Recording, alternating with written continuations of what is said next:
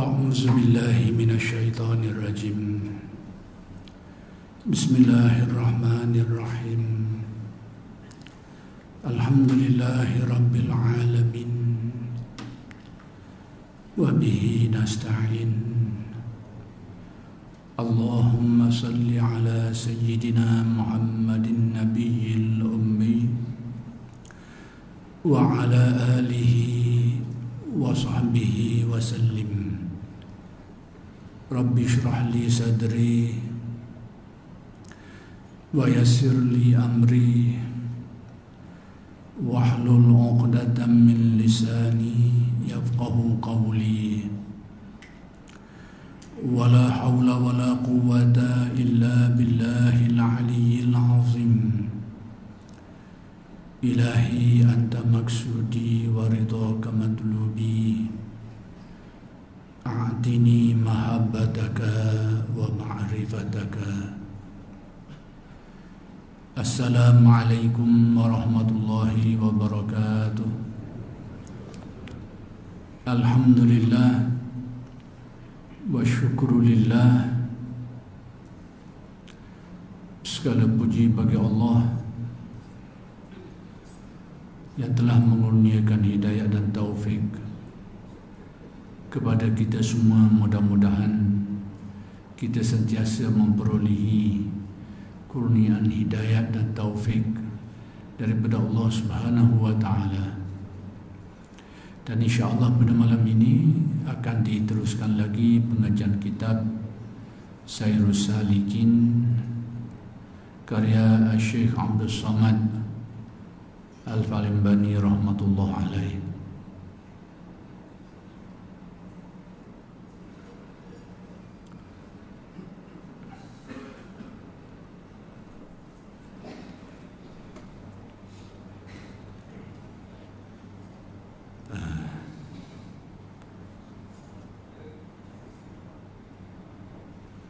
Syahdan tak salah.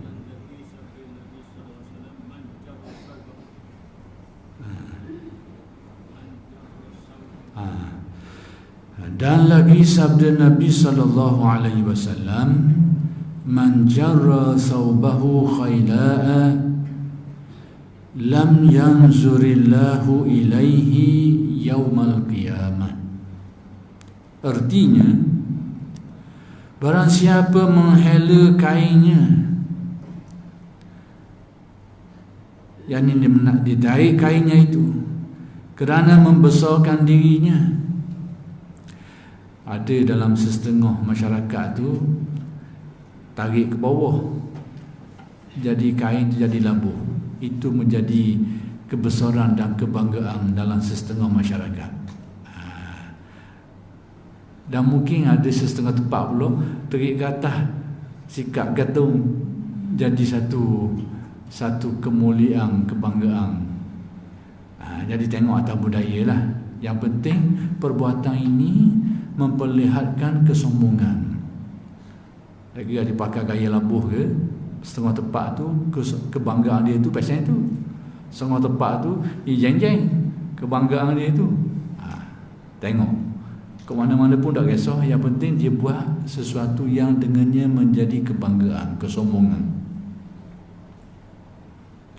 Sesiapa yang menghela kainnya kerana membesarkan dirinya, tujuannya itu kerana nak mengangkat dirinya, kerana kesombongan, kerana takabur dirinya itu, atau kerana takjub akan kebesaran dirinya. Jadi dilakukan semua ni tujuan tak ada lain kecuali kerana takabur lah, sombong lah. Nescaya tiada menilai Allah Ta'ala kepadanya dengan tilik rahmat, yakni Allah Ta'ala tak pandang ke dia dengan pandangan rahmat. Jadi telah dijelaskan oleh ulama kita, Allah Ta'ala tidak pandang kepada mereka itu dengan arti tidak memandang dengan pandangan rahmat. Bukan berarti tidak pandang, kerana Allah Ta'ala itu maha melihat. Tidak ada sesuatu yang terlepas daripada penglihatan Allah. Tapi bila dikatakan Allah tidak memandang kepada mereka itu, hendaklah ditafsir supaya tidak berlaku pertemuan dengan sifat Allah Ta'ala yang maha melihat itu, yang tak ada satu benda pun yang terlepas daripada penglihatannya. Benda-benda macam ni lah yang perlu kita kena hurai. Jadi apa maksud hadis ni menyatakan Allah Ta'ala tidak melihat kepada mereka itu, yang ini tidak melihat dengan penglihatan atau pandangan rahmat. Kena jelas gitu. Di dalam hari kiamat, yakni di hari kiamat nanti, tidak dipandang dengan pandangan rahmat bagi orang yang takabur. Jadi salah satu bentuk takabur tu melibatkan pakaian. Ada juga pasal ni. Dan ini menurut budaya masing-masing lah. Tapi tidak semua orang yang melakukan perkara-perkara seperti ini menunjukkan dia ni ada sifat takabur, tak juga. Tapi galiknya dalam setengah masyarakat, orang yang melakukan perkara ini atas dorongan takabur dia tu.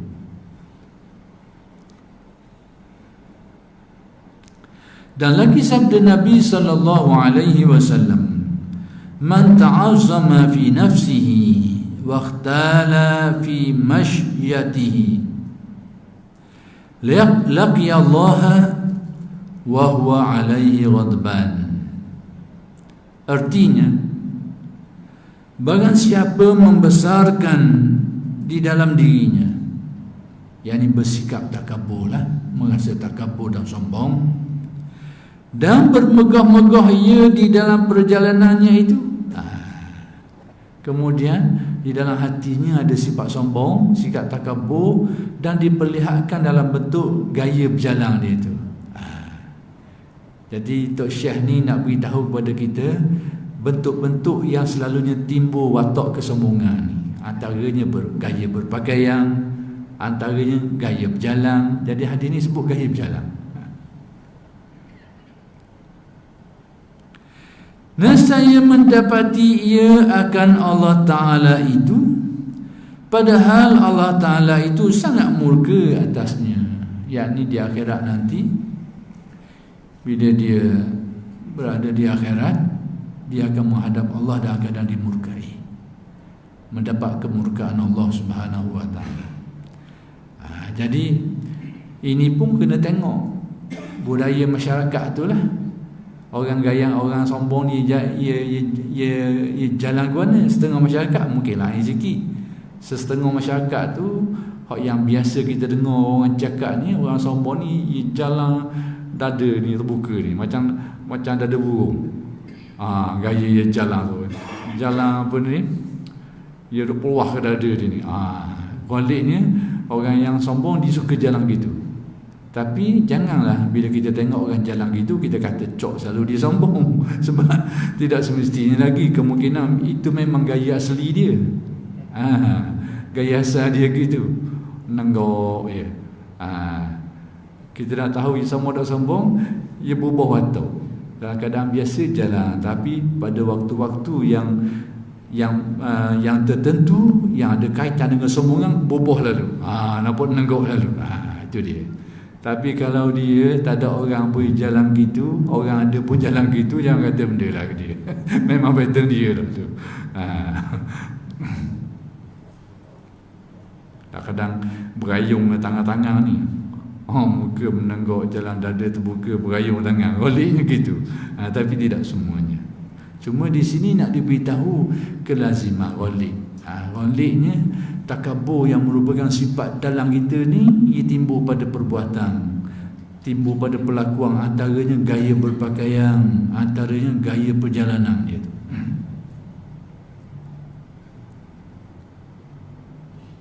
Syahdan, bermula lawan takabur itu iaitu tawadhu. Lawan dia tawadhu. Kalau takabur tu merasa sombong diri dan merendahkan orang lain, maka tawadhu ni terbaliklah.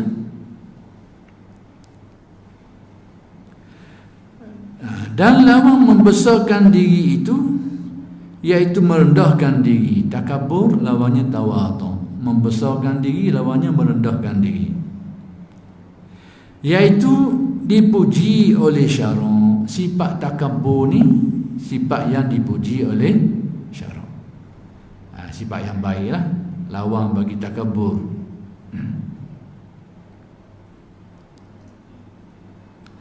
Seperti sabda Nabi sallallahu alaihi wasallam, "Ma zadallahu ta'ala 'abdan bi'afwin illa 'izzan wa ma tawadha'a ahadun lillahi ta'ala illa rafa'ahu Allahu 'azza wa jalla."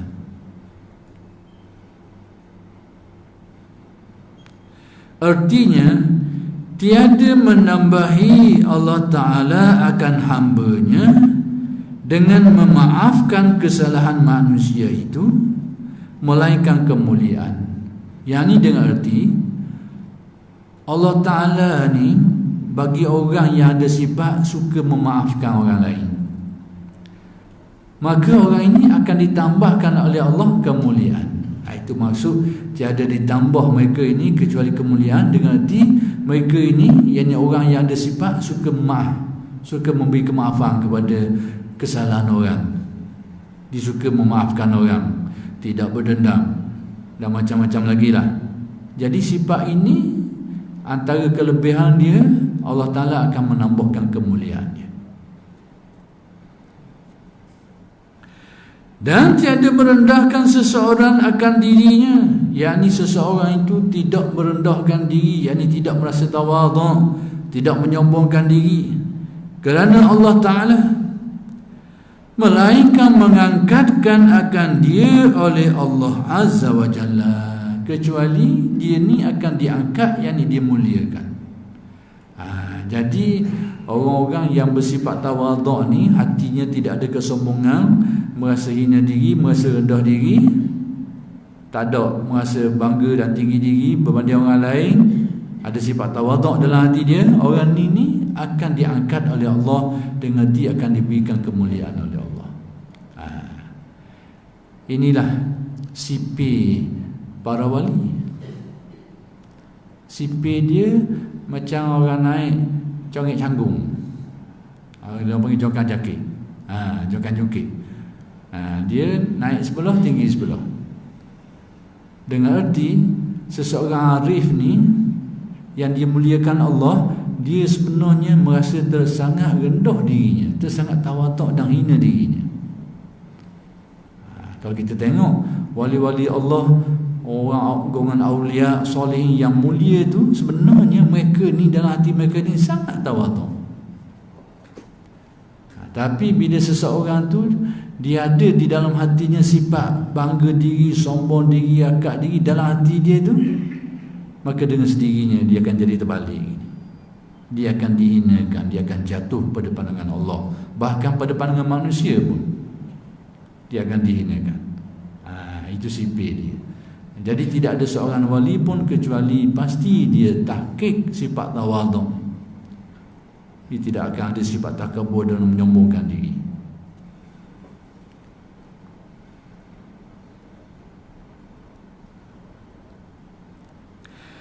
Dan lagi sabda Nabi sallallahu alaihi wasallam, "Tuba liman tawadha'a fi ghairi maskanatin wa anfaqa ma jama'ahu fi ghairi ma'siyatin." Artinya, terlebih sangat baik seseorang yang merendahkan dirinya di dalam kelakuan yang tiada membawa aib akan dirinya. Yang ini sangat mulia, sangat baik orang yang bersikap tawaduk tapi bukan kehinaan.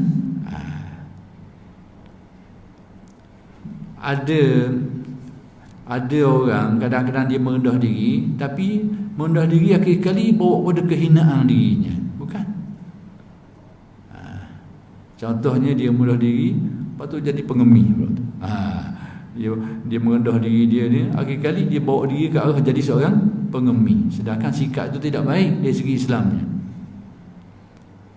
Dengan pakaian yang serba kehinaan lah, rendah diri ni, tapi bawa dia ke arah tu, itu dah jamil. Itu maksudnya sesiapa yang merendahkan dirinya tanpa kehinaan, yakni dirinya tidak menyombongkan diri, tapi dia tidak buat perkara-perkara yang mengaibkan dia, yang menjatuhkan martabat diri, tidak buat. tapi dia sendiri tak ada sifat kesombongan dalam hati dia tu. Itu maksudnya.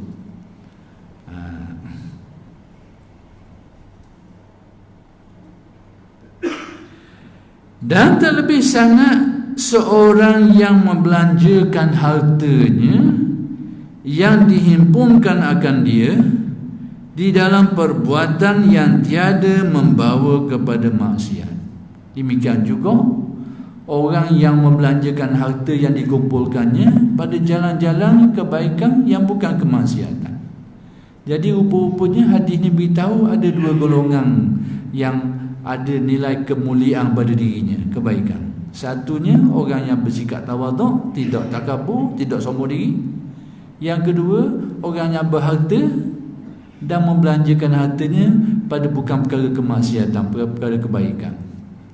Sebab itu dalam tasawuf adalah satu kesilapan atau tidak tepat bila kita jelaskan tasawuf dengan erti kezuhudan, dengan erti tak ada apa satu. Itu adalah kekeliruan. Kerana istilah zuhud dalam tasawuf tidaklah bererti semestinya bererti papa, miskin, tak ada pemilikan apa satu, bukan. Jadi kezuhudan dalam Islam ini satu konsep yang tertentu, dan memiliki harta tidak berlawan dengan konsep, dengan keadaan itu. Jadi di sini termasuk kelompok yang dianggap tuba ni ada kemuliaan kebaikan ke dia. Salah satu golongan siapa dia? Orang yang mengumpulkan harta, banyak harta, ada harta, tapi dia membelanjakannya pada benda-benda yang diharuskan, apatah lagi dituntut oleh syarak, bukan pada perkara yang kebukan kemaksiatan. Maknanya Ustaz, tawaduk sombong ni tidak duduk pada orang lah. Jadi orang sombong ni pakat miskin. Orang sombong ni mesti pakat kaya. Jadi orang miskin tak tahu. Sama juga orang tawaduk ni mesti miskin. Jadi benda ni tawaduk ke sombong takabur, dia duduk pada cepat-cepat. Orang miskin boleh jadi lagi, boleh jadi. Tidak semestinya orang yang miskin itu dia itu tawaduk, tidak semestinya.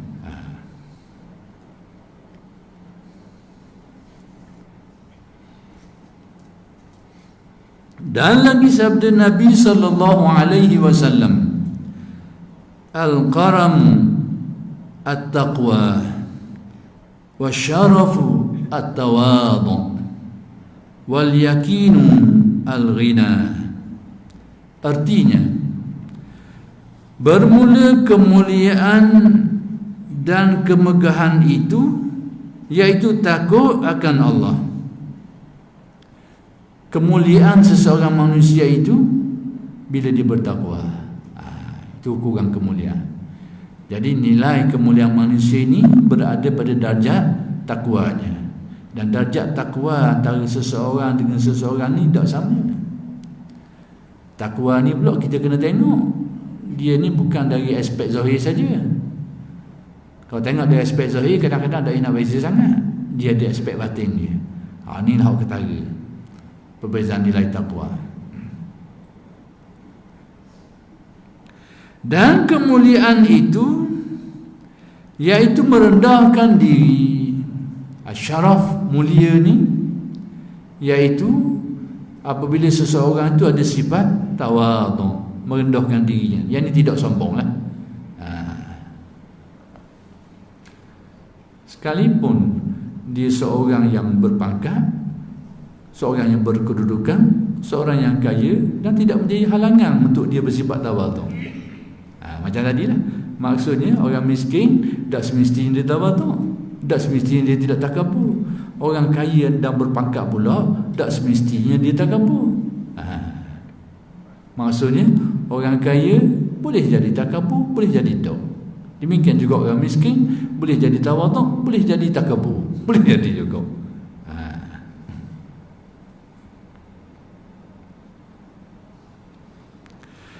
Dan yakin itu terkaya daripada makhluk, yakni keyakinan itu,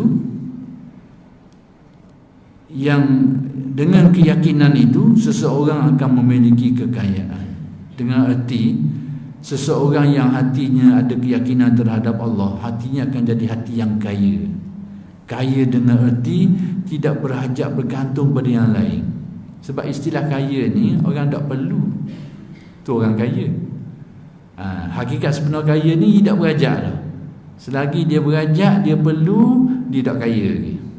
Berarti orang kaya mungkin dia adalah seorang miskin. Mungkin orang miskin, mungkin dia seorang kaya dari segi makna ni. Kerana hakikat kaya ni bila tidak berhajat benda dah, itulah orang kaya sungguh. Jadi seseorang yang memiliki kekayaan tu boleh jadi dia kaya sungguh, tapi boleh jadi hakikat sebenar dia seorang yang miskin. Bila hatinya tak pernah cukup, berhajat semua, miskin. Tapi orang miskin juga, mungkin dia miskin sungguh, tapi mungkin dia kaya, mungkin juga. Maksudnya dalam keadaan kesusahan dia tu, tapi hatinya tu cukup dengan apa yang ada, tidak rasa nak tu nak ni. Dia seorang yang kaya. Itu neraca kenabian. Kerana Nabi ada bersabda, laisal ghina an kasratil aradi wa innamal ghina ghinan nafsi. Bukanlah kaya hak sebenar tu, kata Nabi, kerana kaya banyaknya kekayaan, tetapi kaya sebenar apabila seseorang itu laisal ghina an kasratil aradi walakinnal ghina ghinan nafsi. Apabila seseorang itu memiliki kekayaan jiwa dia, yakni jiwa yang tidak lagi berhajat bergantung pada yang lain dan cukup dengan apa yang sedia ada, sentiasa bersyukur dengan apa yang sedia ada. Itulah jiwa yang kaya.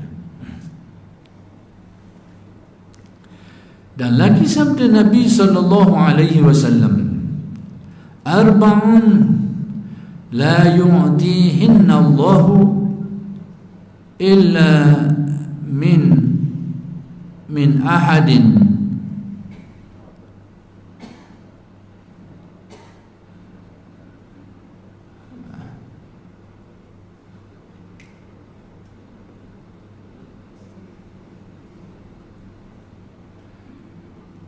saya tengok perkataan apa tu, illa min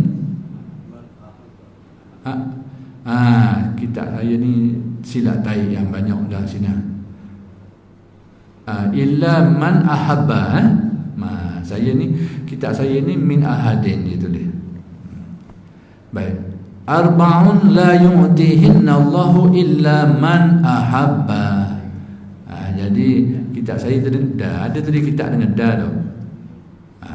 Bertukar, illa man ahabba.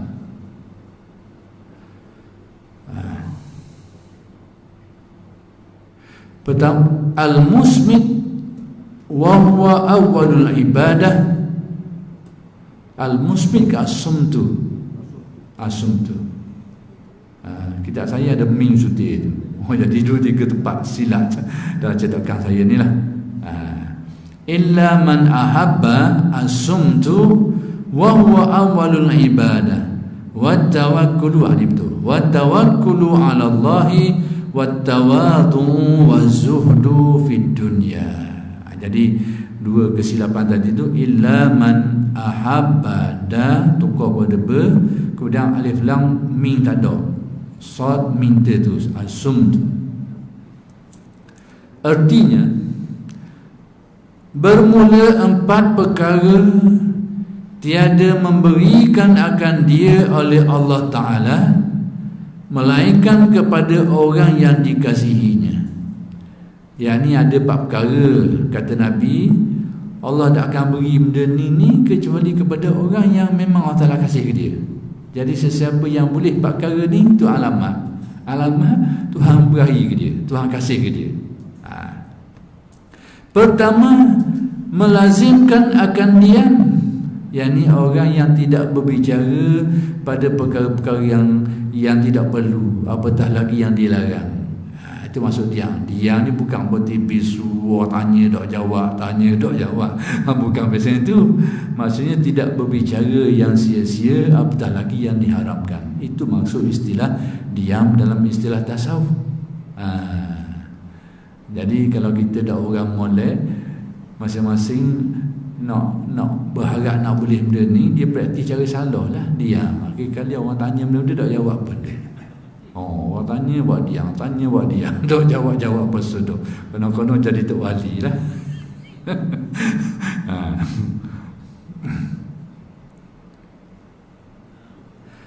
Diam daripada berkata-kata yang sia-sia. Inilah yang dihuraikan. Bukan berarti mendiamkan diri semata-mata. Yang ini tidak bercakap apa yang tidak ada faedah, apatah lagi yang diharamkan. Dan iaitu permulaan ibadat. Jadi sikap ini tidak berbicara kecuali pada yang bermanfaat, dianggap sebagai permulaan ibadat, pengabdian diri kita kepada Allah. Dan kedua, tawakal ala Allah, yakni berserah, bergantung harap kepada Allah Subhanahu wa taala, yakni berpegang hati atas Allah taala, yakni meletak keyakinan dan harapan hanya kepada Allah. Letak serah urusan tu ke dia, atas keyakinan dialah yang maha kuasa, dialah yang maha bijaksana, dialah yang maha menolong dan sebagainya. Lalu kita serah ke dia. Itu tawakal. Jadi tawakal ni buah daripada tauhid, buah daripada akidah yang kita tanam. Di sinilah kalau orang faham bahawa tasawuf itu sebenarnya adalah buah daripada tauhid. Dia buah daripada tauhid. Hakikat tasawuf tu dia buah daripada keyakinan kita. Bila keyakinan kita buah, jadi tasawuf. Sebab tu ahli tasawuf menganjurkan kita dalam hal untuk membina keimanan, antaranya disuruh membanyakkan ucapan kalimah tauhid la ilaha illallah. Kerana pertama, kerana apa? Sebab apa? Itu memang Nabi suruh. Nabi suruh. Kita heran lah ni, ada orang tak suka. Ada orang tak suka orang ramai ni mengucap kalimah tauhid. Kurang suka. Pelik. Pelik hari ni. Padahal itulah yang disuruh oleh Nabi, supaya selalu mengucapkan kalimah tauhid. Sebab apa? Kerana keyakinan yang kita belajar dalam suludin itu, bila sentiasa disebut, dia akan tumbuh dalam hati, dalam fikiran dan perasaan. Bila hati kita yang meyakini adanya Allah, dialah yang mentadbir, dialah yang mengurus, dialah yang menentukan, dialah yang maha penyayang, dialah yang maha menjaga. Bila keyakinan tauhid ini mula sentiasa disebut kalimahnya la ilaha illallah tu, mari dalam ingatan, mari dalam perasaan, timbul rasa nak serah diri kepada Allah. Itu tawakal. Itu tawakal. Itu cara dia.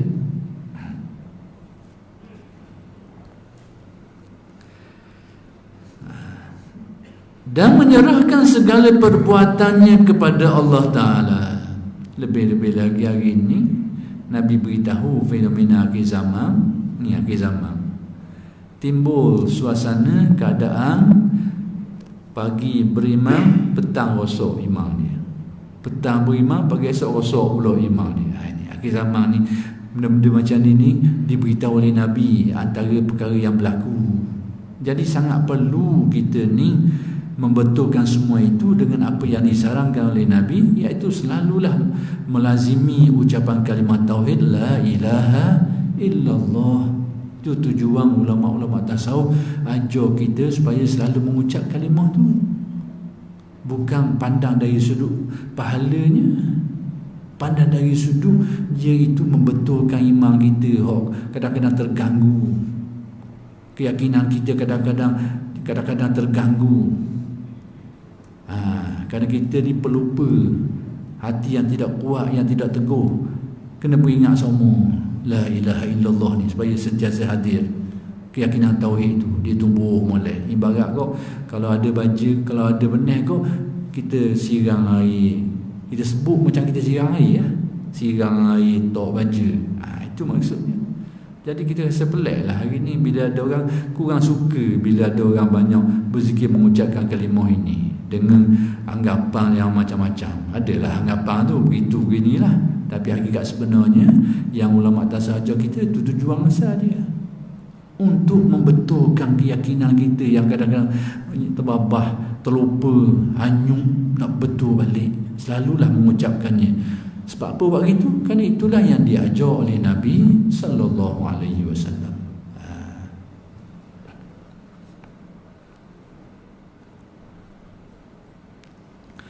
Dan ketiga, tawadhu. Di ada tawadhu. Ada as-sumtu, diam, tidak berbicara yang sia-sia, tawakal kepada Allah. Yang ketiga sikap tawadhu, yang merendahkan diri. Dan keempat az-zuhdu fid dunya, yakni tiada suka di dalam dunia.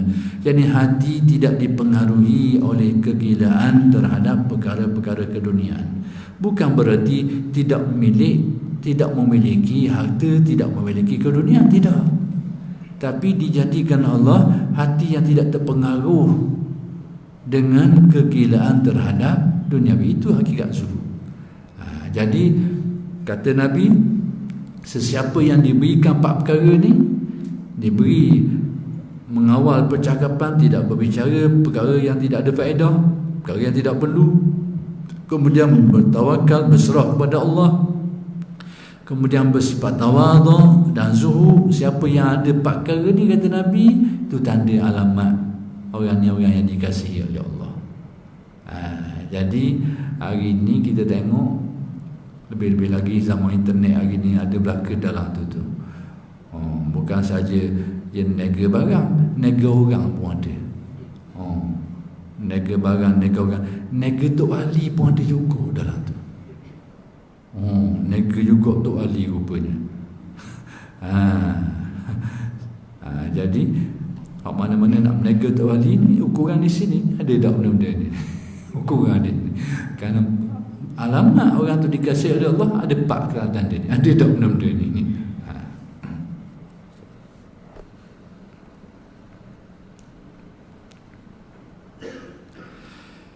Dan lagi sabda Nabi sallallahu alaihi wasallam, "Idza ra'aitum al-mutawadhi'ina min ummati fatawadhu lahum, wa idza ra'aitum al-mutakabbirina fatakabbaru 'alaihim, fa inna dzalika mazallatun lahum wa sighar."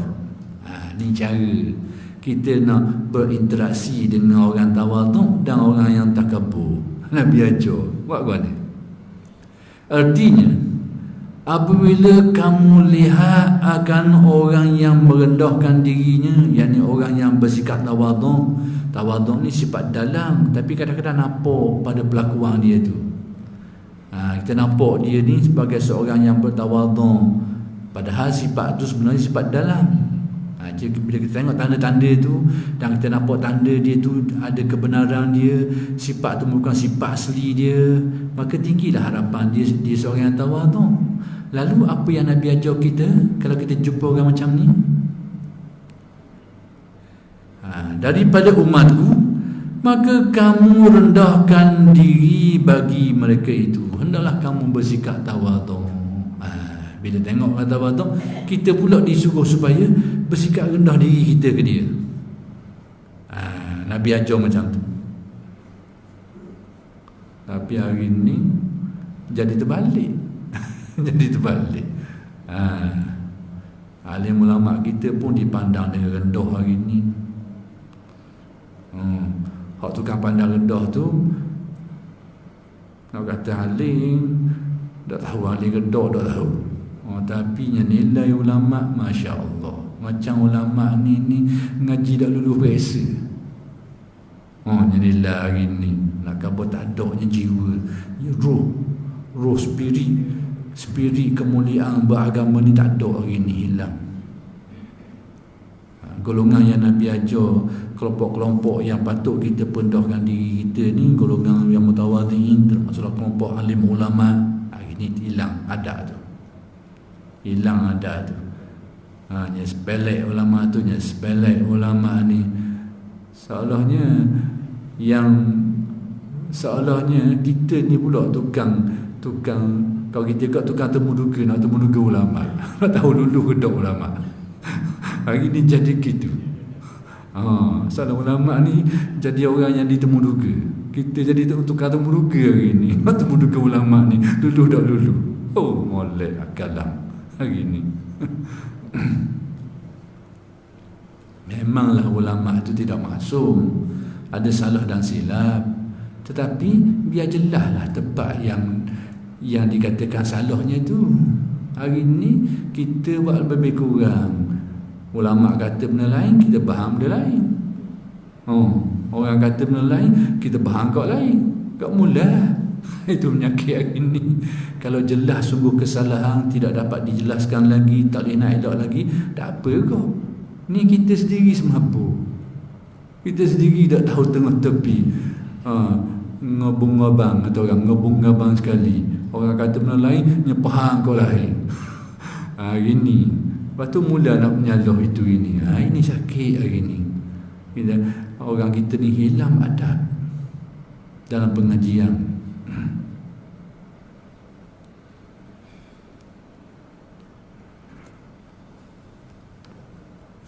Mungkin kita tak benda ni berlaku sebab dalam agama kita sendiri, kita ni meraihkan qiyam. Itulah kan. Jadi perbezaan pendapat tu memang kita raihkan dalam agama kita. Jadi maknanya apabila kita Ustaz, orang-orang ni apabila dia sependapat, memang jadi gitu ya. Sebenarnya bukan kerana khilaf itu, kerana pengajian orang tu lalu. Ikhtilaf ni berlaku sejak dari dulu. Tapi ulama-ulama dulu, mereka ajar murid-murid mereka ni supaya beradab dalam khilaf. Tapi hari ni timbul kelompok-kelompok ajar orang ni tak beradab dengan alim ulama. Ada orang tu kata, ada tu guru ajar gitu. Itu yang jadi ceritanya.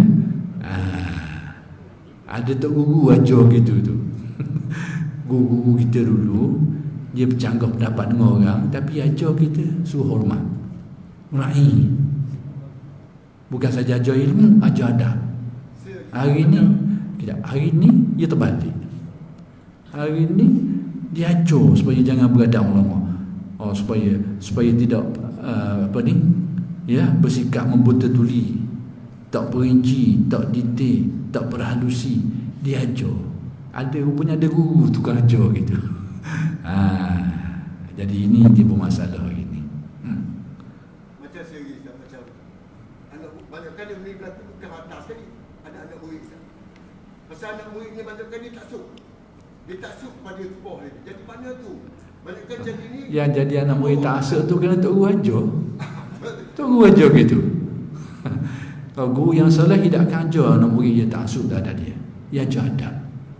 Tapi tak akan ajar taksub. Yang jadi murid taksub, kita guru ajar gitu. Sebab murid dia ambil ilmu dari tok guru dia lah. Kalau tok guru ajar pasal tu, begitulah jadinya.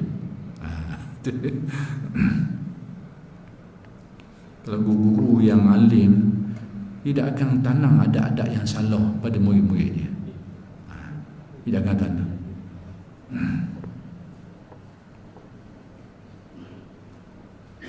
Tapi bila guru ajar pasal itu, jadi gitu. Sebenarnya pokok bakal mari dari perguruan. Itu puncanya.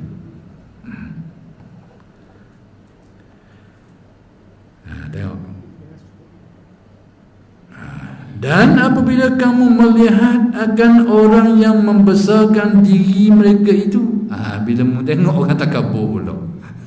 Tadi Nabi kabur, kalau tengok orang yang tawaduk, kita diajar supaya biarlah kita pergi rendah ke dia lah. Kita kena rendah diri dia kerana kemuliaan orang tawaduk ni. Tapi bila engkau melihat orang yang membesarkan diri mereka itu, maka kamu besarkan diri mereka, kamu atas mereka itu. Kena lawan takabur dia tu. Dia suruh gitu. Lawan takabur dia tu.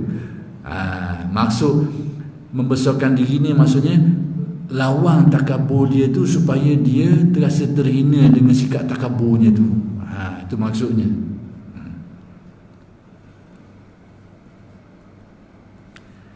Maka bahawasanya yang demikian itu perbuat olehmu bagi mereka itu, tujuan buat gitu tu supaya jadi menghinakan mereka itu, diri mereka itu.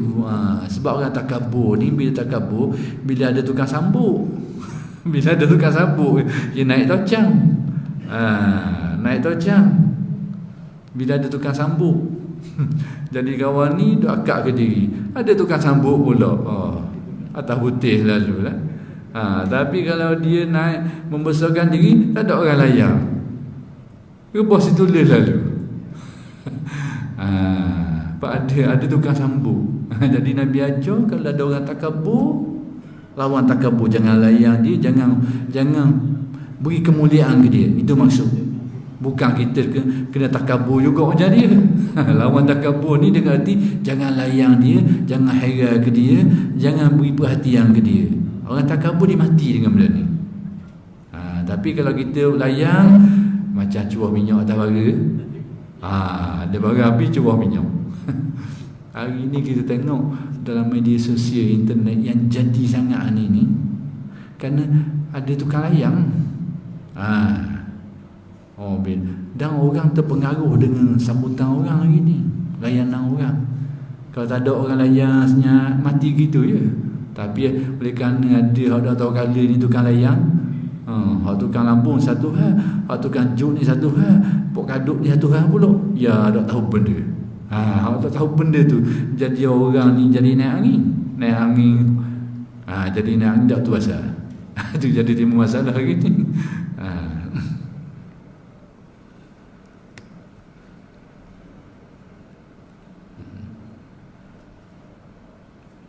Dan supaya mengkecilkan mereka itu akan diri mereka itu, supaya mereka rasa terhina. Sebab bila orang sombong ni tidak disambut, tidak dilayang, itu masuk hadapi dia dengan kesombongan tu, jangan layang ke dia, jangan sambut, jangan duk lambung ke dia. Bila tidak dilakukan seperti itu pada orang sombong, dia akan rasa terhina dengan sendirinya. Syahdan, bermula setengah, insyaAllah sudah mulai, tak betul dah. Kita betul setakat ni, dan insyaAllah bersambung pada kuliah-kuliah yang akan datang. Aqulu qawli hadza wa astaghfirullahal azim li wa lakum. Assalamualaikum warahmatullahi wabarakatuh.